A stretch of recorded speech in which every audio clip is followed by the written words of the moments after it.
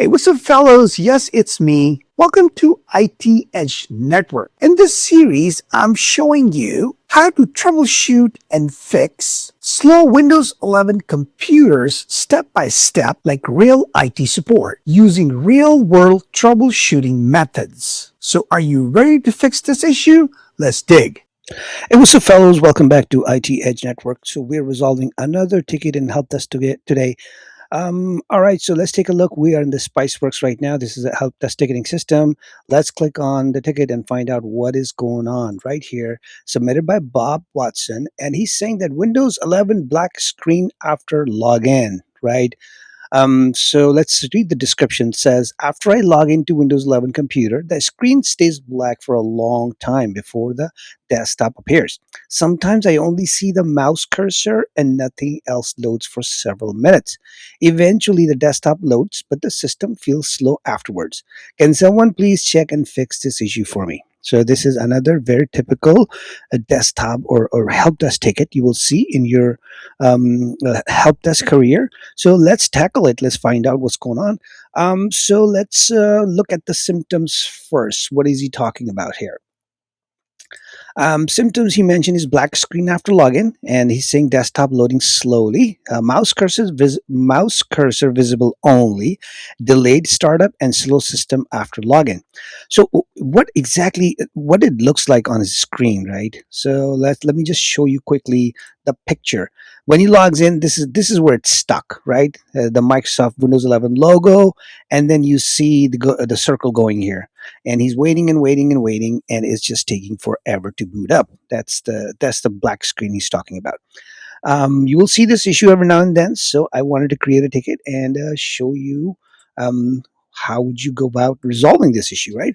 So first we need to understand the problem. If you see a black screen after login, Windows 11, you may notice the desktop taking a long time to appear, only the mouse cursor visible, or the system like becoming unresponsive temporarily after login, things like that. This is a very common IT issue. So let's do step one. Identify when the issue happens. So you ask this user, you ask, does it happen immediately after login? And then you ask, after, or does it happen after you did the Windows updates? Did you do anything? Did you install anything on your system? Or is this something occasionally happens, not everything every time happens, right? Things like that you want to ask and make sure. Identify that the timing helps isolate. Identifying the timing helps isolate possible startup issues. So yeah, you want to make sure you ask these questions to the user, so you have that information handy. Let's move on to step number two. Check startup applications. Yeah. So let's go in. Where do you check that? You go in the task manager. So just right click on the taskbar and then just right into task manager. And then go into startup applications. Right here, this is the first option is process, and then down here, the fourth option is startup applications. This is where you check how many applications are booting up when you log into your machine, right? Right here, in my case, it shows Microsoft Teams status enable, Xbox status enable, right? Microsoft 365 Copilot enable, things like this. Status enable, that means when you log into the machine, these applications are booting up with the operating system and slowing down the boot up. Now, let me ask you this. Do you need Xbox when you log into your system right away at work? No, you don't. So what you want to do is disabled applications you don't need. For example, Xbox, click on it and then go on the top right corner and basically hit disable. When you disable, now you look right here, it says disable. And that's how you just go through the list, and things you don't need, disable them. For example, Microsoft Teams, another one. By default, Microsoft makes it boot up with the system because Microsoft is pushing their product. They want you to use it. So it will boot up and it will just come up on the screen like it's ready to log in. You don't want Microsoft Teams unless you're using it or you have to go attend a meeting. Otherwise, you don't need it, but it's sitting there. It's eating up the resources and slowing down your machine. So another item that you can disable. Select, go on top, disable. You don't need Teams until you need to conduct a meeting. Same thing with Copilot. You don't need it disable it. So that's how you just go through your stuff and make sure things you don't need, just disable them. So something I wanted to show. Step two. Now let's move on to step three. Check background loading activities. What is it? What I'm talking about? Sometimes Windows is still loading, right? It's still loading things like. Let me quickly show you which activities. Common things you may see is OneDrive syncing, right? OneDrive, when you log into the machine, you will see right here, this is the OneDrive. It's still syncing, right? And if you have a slow connection, or if you have a lot of data to sync, things like that can slow down your boot up. So again, because if you look in your task manager, since you have Microsoft OneDrive disabled, it shouldn't be the problem. It should not sync. It should not even boot up with this operating system. But a lot of people have this enabled, and Microsoft enables it by default. It's enabled because obviously they want you to use Microsoft OneDrive. That can slow up your boot up as well. So but this is the something I would leave enable if you're using OneDrive. If you are a OneDrive user, I would leave it enable because you want it to sync up. You want your data backed up. It's safe. So that's something I would not disable. But it will slow down your machine. That's the negative of it, right? Another thing you want to watch out is things like Windows updates. Sometimes you log into the machine and you haven't rebooted your machine in ages, right? So what you want to do is click on Start and then go to Settings and then go to Windows Updates. And right here, it will show you if Windows updates are running, right? In my case, it says it's up to date, but in your case, it may say it's updating. It may say, hey, it's finished updating Windows. It needs a reboot. And right here, where it says check for updates, it will say restart.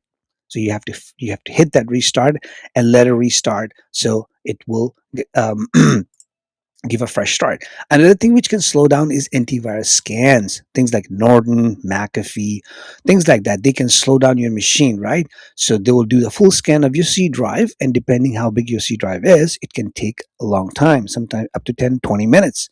So that's another thing. It will slow down until it's finished scanning, or sometimes even the screen comes up, but you cannot click on anything because there is a scan going on in the background and it's just eating up the resources. So yeah, searching index is another thing which can slow down the boot up. So what is the searching index? In previous video we talked about this.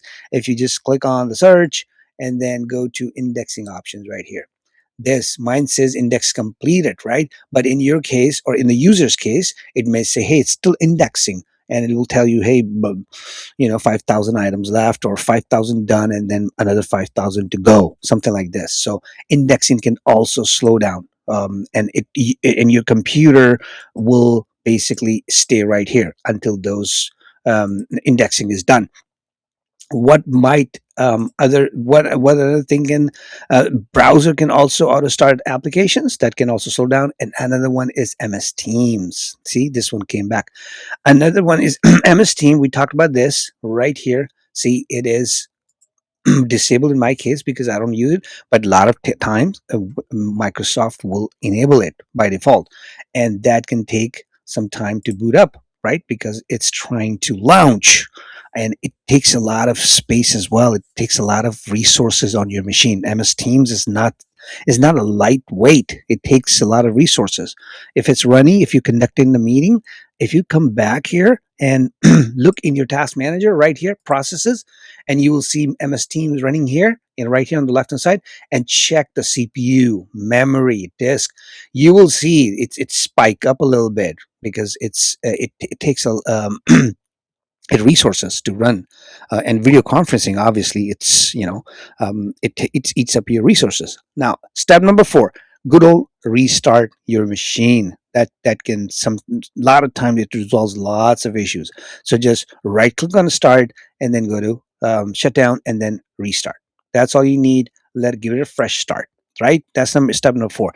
Step number five: check Windows update status. Like I said, click here, start, and then settings, and then right here, is it still running? Is it still happening?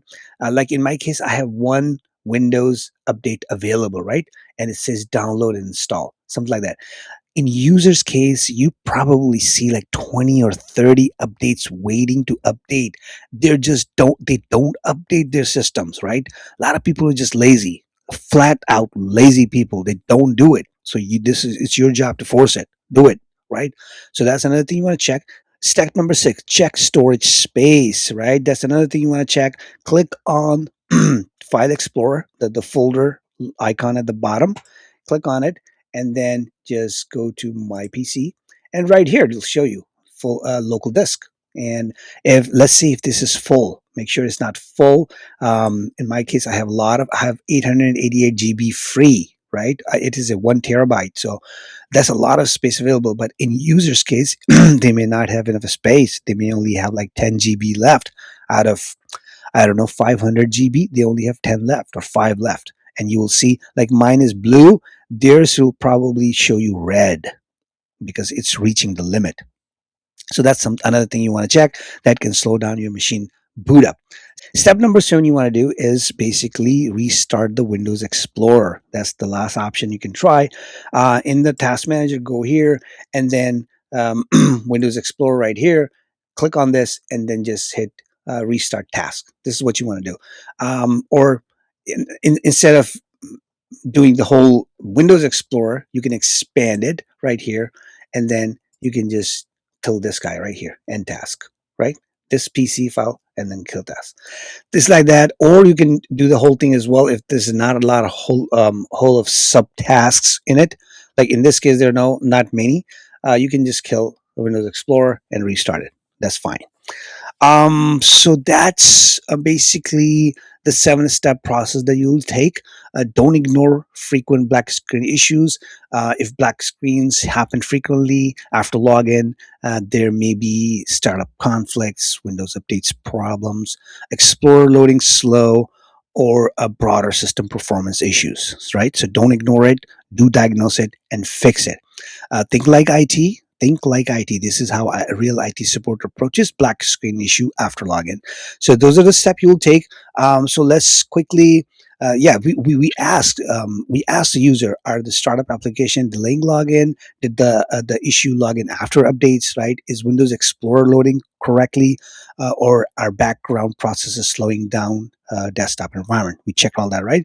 We isolate the root cause first, not randomly apply fixes, right? We remember that. So let's quickly recap what we did, and then we're going to paste it in the ticket. Quick right here. We checked startup applications. We reviewed background activities, restarted Windows Explorer. We check update status, and then we tested performance after restarting the system, right? These are the things we tried. And this is your resolution right here. You copy this, and then you go back in your ticket right here, and then you cut and paste it, and then send. Boom. And this is part of the ticket now. This is your information. You can use this whenever you see a black screen issue again, ever, and then you should be able to resolve it quickly. And that's exactly how an IT support would diagnose and fix slow computer issues in a real world. If you want to learn the real world IT troubleshooting skills, make sure you like and subscribe and check out the rest of the playlist. I'll see you in my next video.